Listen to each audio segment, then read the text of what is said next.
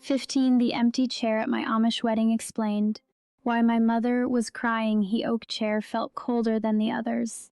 Morning light lay across its carved arms. The pine floor beneath my feet still held the chill of the night. I could smell fresh bread from the kitchen. I could hear dishes touching softly in the next room. Somewhere behind a closed door, my mother was crying. I stood very still. My hand rested on the smooth wood while the white curtains moved with the early breeze. And although it was my wedding day, although women were already arriving to help, and voices were beginning to fill the house, I could not stop looking at that single chair. No one had told me why it had been placed there. What I did not know yet was that the answer had been sitting inside my family for nearly half a century. And what I am about to tell you, I never said aloud until now. Before I go on, my name is Mary Amish Home. Here on this channel, I share the quiet stories that stay with us long after the day itself has passed. If these stories feel familiar to your heart, I hope you will subscribe and tell me, if you wish, where you are listening from tonight. Now let me take you back to that morning. I was 21 that spring, though I am 67 now as I tell this story. The morning of my wedding began before daylight. Women moved through the house with practiced hands. Bread was being sliced. Aprons were being tied. Someone carried jars down the hallway. Yet, through all that motion, my eyes kept finding the same thing. The oak chair stood near the front row where the ceremony would take place. It had been sanded smooth years before. Its arms shone softly in the morning light. My father walked past it twice. Both times he looked away. My mother stood beside it only a moment, then left the room with tears in her eyes. In the community where I grew up in Lancaster County, weddings were simple compared to what many people imagine. We did not fill halls with decorations. We did not chase grand displays. The ordnung in our district shaped many things, from dress to gathering customs, though each community has its own ways. What mattered most was family, food, faith, and the promises being made. Yet I learned early that not every feeling found words. Some joys were shared openly. Some sorrows stayed folded away like an old quilt in a cedar chest. Looking back now, I can see my mother had been carrying something all week. At the time, I only knew she looked tired. By mid-morning, the house was full. It's crossed the porch. Wagon wheels creaked outside. Low voices drifted through open windows. I remember the smell of coffee and warm bread mixing together. The oak chair remained empty, while every bench around it slowly filled. My mother kept glancing toward the doorway. Not once, not twice, again and again. Later I counted it in memory and thought it must have been every 23 minutes or so. Each time she looked, her hand tightened around the same white handkerchief. Aunt Ruth noticed it too. Once she touched my mother's arm and whispered something I could not hear. My mother's eyes filled again. It was before I understood how some families learn to live beside an absence. Not all at once, slowly, season by season. The way a fence post leans little by little until one day everyone accepts the angle. In my family, there were subjects that drifted in and out of conversation like weather. They were never forbidden exactly. They were simply left alone. I did not question that silence because I had grown up inside it. I also did not ask. I also did not speak. Looking back, quiet belonged to all of us, not just the older people who kept it. The ceremony itself passed gently. Sunlight moved across the floorboards. Room grew warmer as more people gathered. My husband stood beside me. Friends smiled. Hymns rose and settled.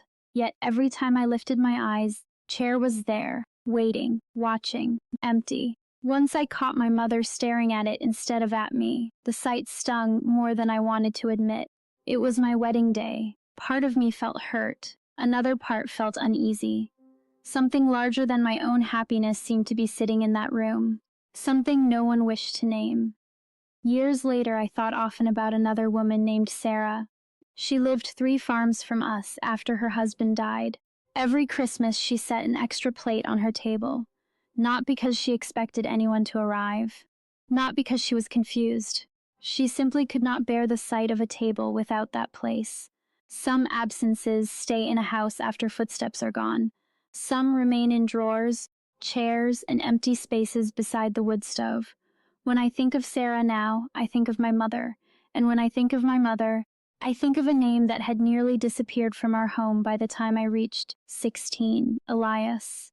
Even now, the name feels strange in my mouth. When I was little, I heard it often, then less, then hardly at all. I knew he was my older brother. I knew there had been pain somewhere in the story. Beyond that, I understood very little. In later years, I heard quiet references to Meidung, as it was understood in our family and district. As a young girl, I only caught fragments of grown-up conversations. Nobody explained much. Nobody seemed eager to. The name Elias drifted through the house like smoke from a lamp wick. Present for a moment, gone the next. The wedding meal came near evening. Plates moved from hand to hand. The room smelled of roasted chicken, fresh rolls, and pie cooling near the window. The oak chair remained untouched. At one point, my mother lifted a slice of pie and set it beside that empty place before stopping herself. Her hand froze. Then she quietly pulled the plate back. No one spoke. No one laughed. No one asked why. The sunlight was turning gold now, stretching through the window and laying itself across the polished wood of the chair. My mother sat staring at it. My stomach tightened. I leaned toward Aunt Ruth and finally whispered the question I should have asked years earlier. Who was that chair waiting for? Aunt Ruth turned slowly toward my mother before she answered.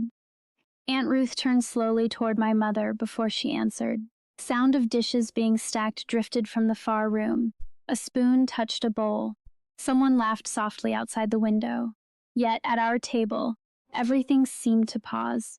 The last light of day rested across the oak chair. Aunt Ruth kept her eyes there for a long moment. She lowered her voice. "It was for Elias?" That was all she said at first. 3 words, 3 quiet words. And somehow those words explained my mother's tears, my father's silence, and the strange feeling that had followed me through the entire day. I still did not understand the whole story that sat beneath them. I knew the name. I simply did not know the weight of it. Elias was my brother, older by 11 years. When I was very young, I remembered him lifting me onto a fence rail and carving little animals from scraps of wood. Then the memories became thin. Then they stopped. Nobody ever told me a dramatic tale. There had been no shouting scene repeated through the family. No story passed from cousin to cousin. Instead, distance had come the way winter comes to a field, slowly, quietly, one season at a time, one missed visit, one missing letter, one year becoming another. By the time I was old enough to ask questions, his name had become something people stepped around. Chair had never been reserved because someone promised to come. That was the truth. Truth was smaller than I expected and somehow much heavier. My mother had asked for the chair herself. She had asked for it before sunrise while the bread was still being kneaded and the lamps were still burning low. She had wiped the dust from its arms. She had polished the wood with a cloth. She had placed it where Elias would have sat if he walked through the door. Not because anyone believed he would arrive. Not because a message had come. Not because hope was reasonable. She simply could not bear to see her daughter's wedding without leaving a place for son. That was the secret, not scandal, not betrayal. A mother's empty place setting. I looked across the room at her then. She seemed smaller than she had that morning. Tired, gentle, worn by years I had never fully noticed. First time I saw that my wedding day was not only my wedding day. It was also another day she had lived without Elias. Another birthday. Another Christmas. Another family gathering. Another reminder. The chair had not made her sad. The chair had revealed a sadness she carried already. A sadness folded carefully away, like linen kept inside a cedar chest and opened only on special days. As I grew older, I came to understand those years differently. I can only speak from what happened in my family and what I understood later. Different Amish communities have different practices and different ways of handling hard things.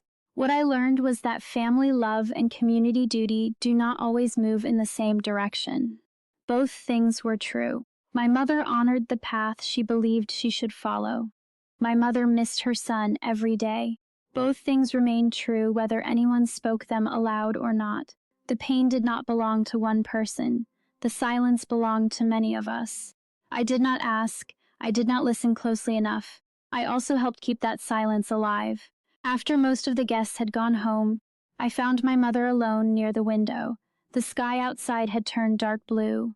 The room smelled faintly of cooling food and lamp oil. Oak chair still stood where it had stood all day. I sat beside her and asked the question that had waited between us for years. "Did you think he would come?" She smiled then. Not a happy smile in either, just a tired mother's smile. "No," she said, "but if he did, I wanted him to have a place." That answer stayed with me longer than any wedding gift, longer than any photograph, longer than any sermon. A place. That was all she had wanted to give him. A place, a place, a place. Years passed before I understood how much love can hide inside something so ordinary, not a speech, not a grand gesture, not a dramatic reunion, just a chair waiting quietly through the hours. Sometimes people imagine grief as something loud. In my experience, grief often looks like polished wood, an extra plate, an unopened letter, or a seat no one takes. It sits beside joy. It sits beside faith. It sits beside gratitude. It waits patiently while life continues around it. If you are listening tonight, and there is someone whose place still lives inside your heart, you do not need me to explain that feeling. You already know it. Some empty places are signs of loss, some are signs of love. Sometimes they are both at once. The years taught me that we do not always heal by forgetting. Sometimes we heal by making room for what remains. When I think back to my wedding day now, I do not remember the food first. I do not remember the hymns first. I remember the chair, the light upon it, and my mother's quiet hope sitting where her son could not. The chair stayed empty all day, but my mother's hope sat in it from dawn until dark.